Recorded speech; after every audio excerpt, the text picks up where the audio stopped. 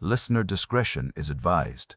This episode contains detailed discussion of sexual violence, murder, and home invasion. It is intended for mature audiences only. April 24th, 2018. Citrus Heights, California. A man is in his driveway. He is 72 years old. He is a grandfather. He has lived in this neighborhood for years, a quiet and unremarkable presence. His neighbors know him as the old man next door, a retired mechanic. Someone you might wave to.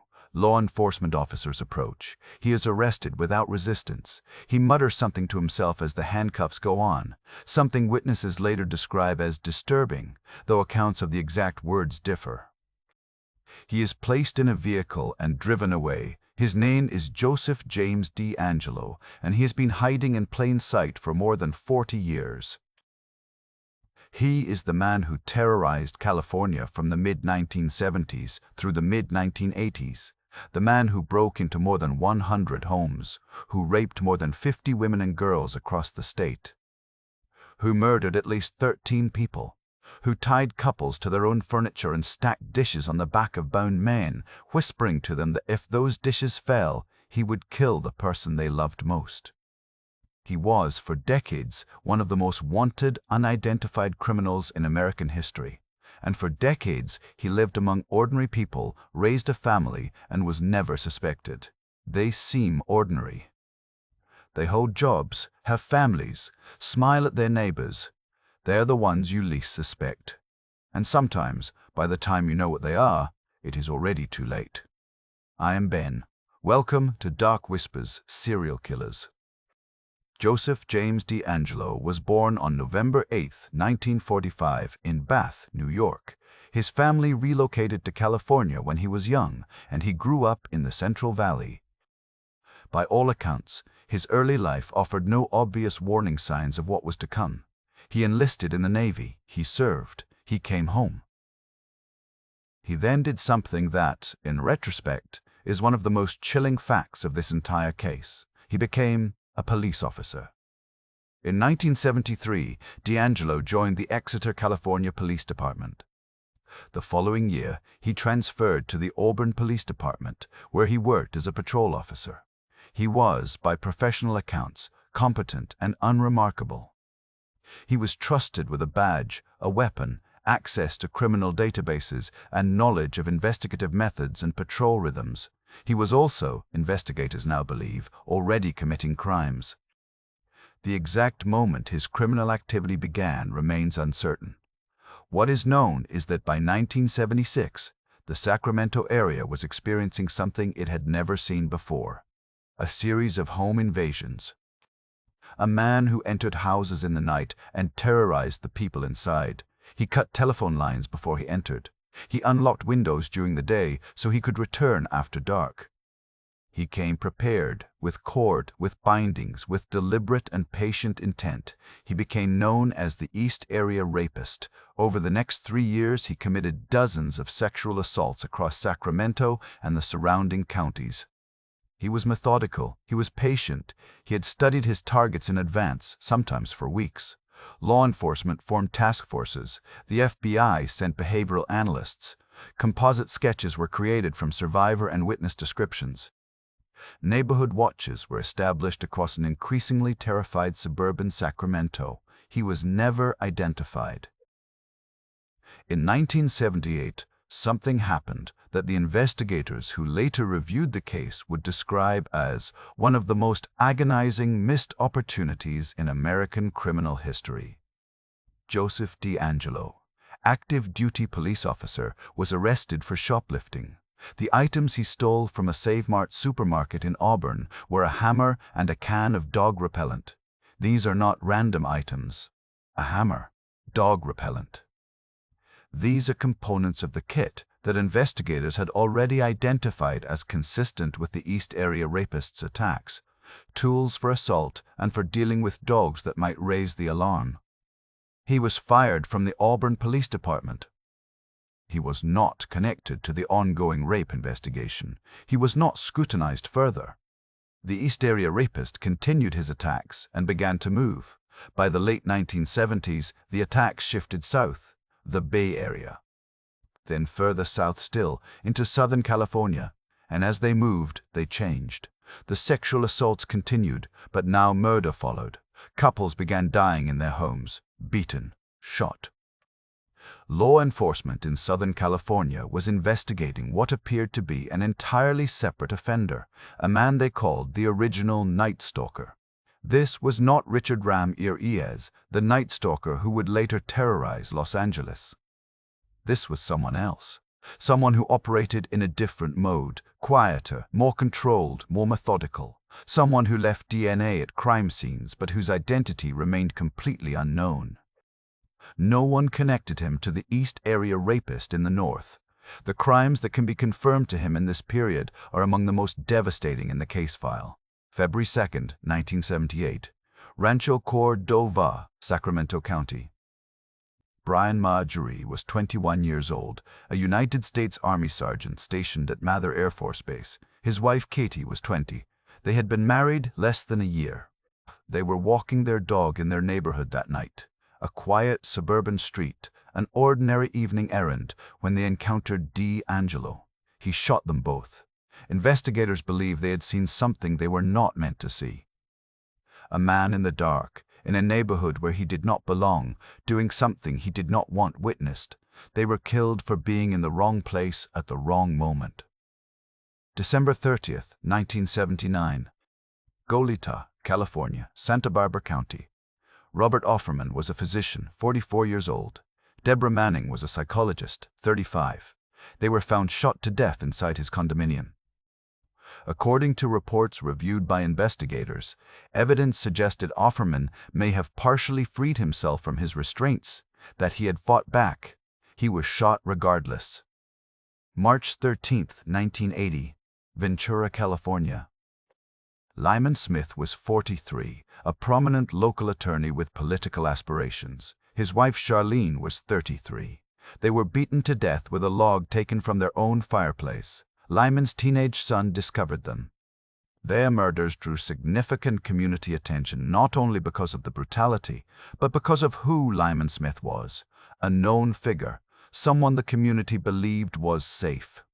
August 19, 1980, Dana Point, Orange County. Keith Harrington was 24, a medical student. His wife Patrice was 27, a nurse. They were newlyweds. Both were beaten to death in their home. Investigators later described this attack as one of the most violent in the entire case file. May 4, 1986. Irvine, California, Orange County. Janelle Cruz was 18 years old. She was a student. She was found beaten to death in her home. She is believed to be the last person Joseph D'Angelo murdered. He was 40 years old. He had been committing crimes for at least a decade. He would go on to live a completely ordinary life for the next 32 years. The investigation into the East Area Rapist and the original Night Stalker cases continued for decades. Law enforcement had physical evidence. They had DNA from multiple scenes. They had survivor testimony. What they did not have was a name. In 2001, advances in forensic DNA technology produced a breakthrough that was simultaneously remarkable and deeply frustrating. Laboratory analysis confirmed that the East Area Rapist and the original Night Stalker were the same individual. Decades of cases across the entire length of California, northern rapes, southern murders, were the work of one man. The FBI formally designated the case the Golden State Killer and coordinated a multi-agency investigative effort. His DNA profile was entered into CODIS, the National DNA Database. It matched nothing. He had never been formally convicted of a qualifying crime. His profile simply did not exist in the system. He remained unknown. It was a true crime journalist who helped keep the case alive in the years that followed. Michelle McNamara began writing about the Golden State Killer around 2012, coining the name that would ultimately become how the world knew this case. She was not a detective or a forensic scientist. She was a writer with a profound obsession with unsolved crimes and a methodical intelligence that set her work apart. She interviewed investigators. She reviewed case files. She built a public record of what was known. Michelle McNamara began writing about the Golden State Killer around 2012, coining the name that would ultimately become how the world knew this case. She was not a detective or a forensic scientist. In her sleep, she was 46 years old. She had not finished her book. Her husband, the comedian and actor Patton Oswalt, worked with her research team to complete and publish the manuscript. It appeared in 2018 as I'll Be Gone in the Dark. Her blog became essential reading for anyone following cold cases. In April of 2016, Michelle McNamara died unexpectedly in her sleep. She was 46 years old. She had not finished her book in the case. She did not live to see what happened next. The breakthrough that finally identified Joseph DeAngelo came from a direction no one in the 1970s or even the 1990s could have anticipated: an ancestry website.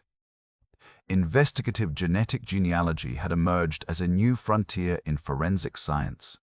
The principle is straightforward, even if the execution is extraordinarily complex.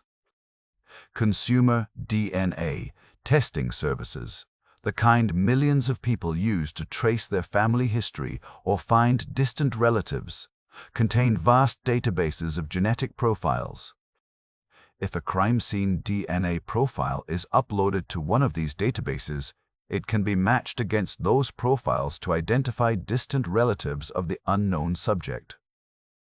A multi-agency task force, working with forensic genealogist Barbara Ray Venter, uploaded the Golden State Killer's DNA profile to GEDmatch, a public genealogy database populated by individuals who had voluntarily submitted their genetic information. Distant relatives of the unknown suspect were identified through partial matches. Ray Venter then constructed an extensive family tree, working outward from those distant matches and applying conventional genealogical research, birth records, death certificates, census data, marriage records, to eliminate branches. The tree narrowed. Joseph James DeAngelo emerged as a strong candidate. Investigators placed him under surveillance. They retrieved a discarded item he had touched, a car door handle according to most accounts, and submitted it for DNA analysis. The DNA matched across every tested marker, definitively.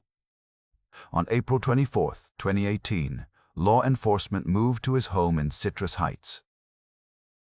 They arrested him in his driveway, in the morning light, in front of the house where he had lived as a neighbor and a grandfather, while the families of his victims waited for answers that had not come. He was 72 years old. He had been hiding in plain sight. In June of 2020, Joseph James DeAngelo stood before a court and pleaded guilty to 13 counts of first-degree murder. He also admitted to dozens of additional rapes, burglaries, and related crimes, a partial accounting of the full scope of his activities across more than a decade. As part of the proceedings, survivors and victims' families were given the opportunity to deliver victim impact statements. Hundreds of people spoke. Survivors who had lived with what he had done to them for 40 years finally faced him in a courtroom. Family members of the murdered spoke about what had been taken and what had never been returned. DeAngelo sat in a wheelchair during much of the proceedings. He spoke at the end, a brief, largely characterless acknowledgement, offering what most observers found inadequate as an account of what he had done. On August 21, 2020, he was sentenced to multiple consecutive life terms without the possibility of parole. He will never be released. He will die in prison. The criminal psychology of Joseph DeAngelo is considered one of the most studied in modern forensic literature, in part because his case challenges so many assumptions about who these people are and how they function. He is classified by the FBI as an organized offender, methodical, forensically aware, controlled. His law enforcement background is considered directly significant. He knew how investigators thought because he had been one. He understood patrol patterns because he had driven them. He knew what evidence to avoid leaving because he had been trained to collect it. His career as a police officer did not just give him tools, It gave him a professional identity that may have been deeply intertwined with his criminal identity in ways that investigators and psychologists have spent years attempting to fully understand. The behavior at crime scenes points toward what forensic psychologists describe as a power-assertive pattern, a need for absolute dominance, for complete control over the people in front of him. The rituals were not random.